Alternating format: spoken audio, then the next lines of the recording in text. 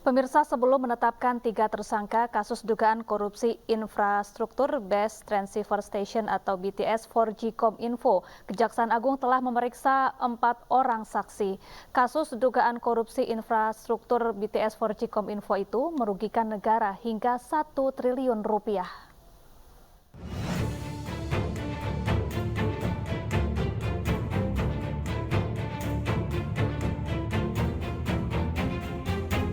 Menyimpulkan bahwa kerugian diperkirakan 1 triliun dari jumlah kontrak 10 triliun. Kalau terkait dengan BTS, ini bukan soal korupsi, kita itu masa pastikan dia korupsi.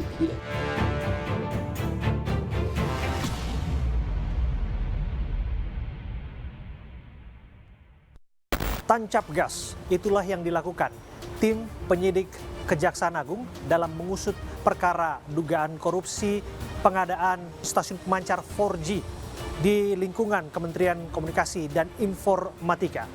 Kejaksaan Agung di sini bisa menjadi epicentrum yang menggetarkan publik apabila berhasil mengungkap aktor kejahatan kerah putih yang diduga merugikan negara 1 triliun rupiah. Saya Abraham Silaban, inilah sorotan dugaan korupsi di Kementerian Kominfo.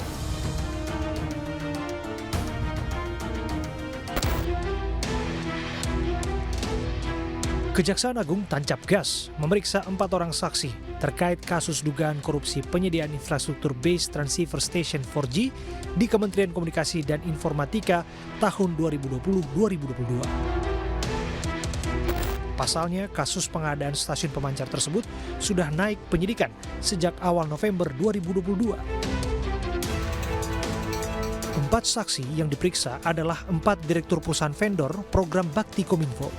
Mereka adalah Faisal Novianto, Direktur Utama PT Media Telematika Jaya, Roni Dosonugroho, Direktur PT Adiwinsa Telecommunication, RA, Direktur PT Symmetry Contracting Indonesia, dan AI, Direktur PT Kedung Nusa Buana. Mas Abraham, silakan. Terima kasih. Oh, tumben nih mampir ke rumah kita nih. Ya betul Pak, ini ada hal yang memang harus kita bicarakan Pak. Ini kaitannya dengan urusan negeri yang Pak harus bersih-bersih korupsi. Aduh, ngeri nih. Saya dengar belakangan ini lagi tancap gas urusan korupsi di lingkungan Kominfo, betul Pak? Ada yang kita tangani sekarang. Kita lagi melakukan penyidikan umum ya terhadap perkara yang terkait dengan proyek-proyek di Kominfo. Ya, di jumlah nilai proyeknya sekitar 10 triliun. 10 triliun? Ya.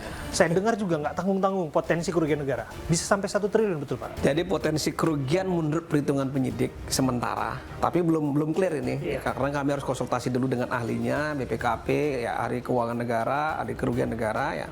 Itu sementara penyidik masih menyimpulkan 1 triliun. Kemungkinan lebih. Saya dengar beberapa saksi sudah diperiksa, puluhan saksi, termasuk ada 4 direktur perusahaan vendor pengadaan infrastruktur yang dimaksud. Nah begini, kita sudah sampai saat ini sudah memeriksa hampir 25 saksi. 25 ya? 25. Dan sebagian dari teman-teman Kominfo, ya vendornya kita ada 9 yang sudah kita periksa, vendornya.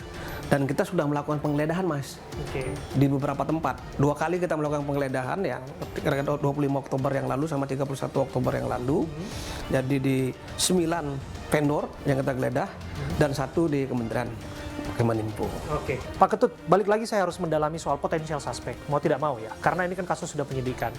Publik akan bertanya, siapakah yang bertanggung jawab di sana? Apakah kemudian perusahaan vendornya sendiri? Apakah kemudian pejabat membuat komitmennya? Atau bisa jadi jangan-jangan orang nomor 1 di lingkungan kementerian itu? Saya tidak mau berspekulasi. Tugasnya Kapus ini ada menyampaikan data. Tapi yang jelas siapapun yang bertanggung jawab terkait proses, ya, terkait pelaksanaan, terkait juga perencanaan itu mau tidak mau harus dipertanggungjawabkan. Dalam pengusutan perkara dugaan korupsi BTS 4G, Kejaksaan Agung sudah lebih dulu menggeledah kantor Kementerian Kominfo untuk mengumpulkan bukti-bukti. Selain itu, tim penyidik juga telah menggeledah kantor PT Adiwinsa di Jalan Pegangsaan 2, Jakarta Utara. Menariknya, hampir seluruh pejabat Kominfo menolak mengomentari proses hukum yang sedang berjalan, termasuk Menteri Komunikasi dan Informatika Johnny G. Plate yang irit bicara mengenai dugaan korupsi di lingkungan kementeriannya. Kalau terkait dengan BTS, ini bukan soal korupsi, kita itu masa pastikan dia korupsi. Pembangunan dan mengoperasikan infrastruktur telekomunikasi wilayah terdepan, terluar, tertinggal atau 3T itu dilaksanakan melalui Badan Layanan Umum. Badan Layanan Umum itu ciri khas ya mempunyai kewenangan manajemen sendiri. Berbeda dengan satker-satker lain. Ya. Satuan kerja lain yang di bawah Direktorat Jenderal atau Sekretariat Jenderal. Apakah betul kerugian negara 1 triliun bisa bertambah? Lantas mengapa kasusnya baru dibuka sekarang? Ikuti penelusuran selanjutnya.